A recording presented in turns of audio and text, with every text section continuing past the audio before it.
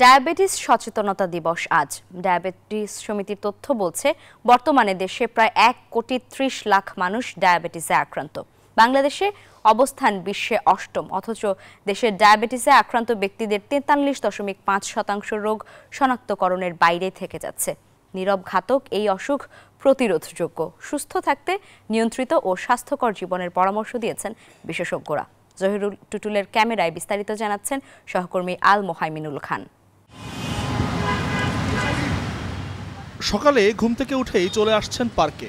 কেউ ঘণ্টাখানেক দৌড়াচ্ছেন, কেউ বা হাঁটছেন জোরে জোরে, তারপর খানিকক্ষণ ব্যায়াম। ডায়াবেটিস নিয়ন্ত্রণে বছরের পর বছর এভাবেই নিয়ম মাফিক জীবনযাপন করছেন অনেকে। আমার 2016 থেকে ডায়াবেটিস। আলহামদুলিল্লাহ এখন আমার 6-7 থাকে, আর আমি রেগুলার মাঠে আসি, ব্যায়াম করি, হাঁটি, এই জন্য আমার নিয়ন্ত্রণে আছে। সকালবেলা 1 ঘন্টা হাঁটা চলা একটু ব্যায়াম করলে মোটামুটি আমি ডায়াবেটিসে কোনোদিন আমার নাই। প্রতিদিনই রমনা পার্কে 1.5 ঘন্টার মতো হাঁটি, 3টা করে পাক দিই। আমি হাঁটার উপর দিয়ে আমি ডায়াবেটিস ভালো করার জন্য চেষ্টা করছি। এখন আমার হাইটে ব্যায়াম করে দৌড়ায় ডায়াবেটিস নিয়ন্ত্রণে। এখন আমি আর মেডিসিন খাই না। শুধু ব্যায়ামই নয়, স্বাস্থ্যকর খাবার খাওয়া, ফাস্টফুড ও মিষ্টি জাতীয় খাবার, মদ ও ধূমপান পরিহার করা সহ ডায়াবেটিস নিয়ন্ত্রণে প্রয়োজন সঠিক খাদ্যাভ্যাসও। জাঙ্ক ফুড, ফাস্টফুড, বিস্কিট, আমি কোনো প্যাকেটজাত খাবার খাই না।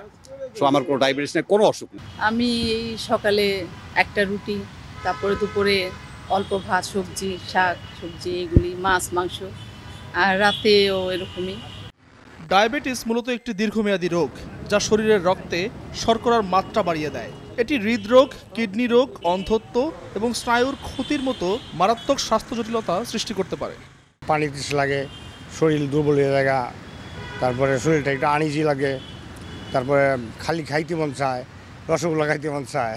আপনি যদি ডায়াবেটিস নিয়ন্ত্রণ করতে পারেন, তাহলে আপনি অনেকগুলো রোগ থেকে আপনি নিজেকে মুক্ত রাখতে পারবেন।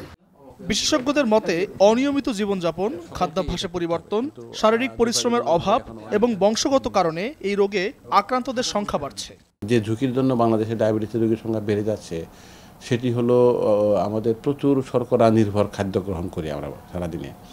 সারা পৃথিবীতে শর্করা নির্ভর খাদ্য গ্রহণের প্রবণতা অনুসারে বাংলাদেশ সর্বোচ্চ 2য় অবস্থানে আছে। আরেকটি হলো পৃথিবীতে সবচেয়ে কম আমিষ জাতীয় খাবার খায় বাংলাদেশের মানুষ। এই দুইটা মিলে যা খাচ্ছি আলটিমেটলি গিয়ে কিন্তু রক্তে গ্লুকোজই হচ্ছে। পেশাগত কারণেও কিন্তু আমরা শারীরিক শ্রম আর খুব বেশি সম্পাদন করতে হয় না। আর এর সাথে অস্বাস্থ্যকর নগরায়ন, পরিবেশ দূষণ, খাদ্যের ভেজাল, সব কিছুই খালি রক্তের গ্লুকোজ বাড়াবার পক্ষেই যাচ্ছে। বাংলাদেশ ডায়াবেটিস সমিতির তথ্য অনুযায়ী বর্তমানে দেশে প্রায় 1,30,00,000 মানুষ ডায়াবেটিস আক্রান্ত। এদের মধ্যে উল্লেখযোগ্য সংখ্যক মানুষ জানেই না যে তাদের ডায়াবেটিস আছে। ফলে রোগ মারাত্মক রূপ নেবার আগে তারা কোনো চিকিৎসা নেয় না। এমন প্রেক্ষাপটে ডায়াবেটিস বিষয়ে জনসচেতনতা বাড়াতে নানামুখী উদ্যোগ নিতে হবে সরকারকে, এমন অভিমত সংশ্লিষ্টদের। যে কোনো বয়সেই ডায়াবেটিস একটি গুরুতর সমস্যা। তবে বিশেষজ্ঞরা বলছেন, সঠিক খাদ্যাভ্যাস ও নিয়মিত ব্যায়াম করলে অনেকাংশে নিয়ন্ত্রণ করা সম্ভব এই নীরব ঘাতককে। আল মোহাইমিনুল খান, নিউজ 24, ঢাকা।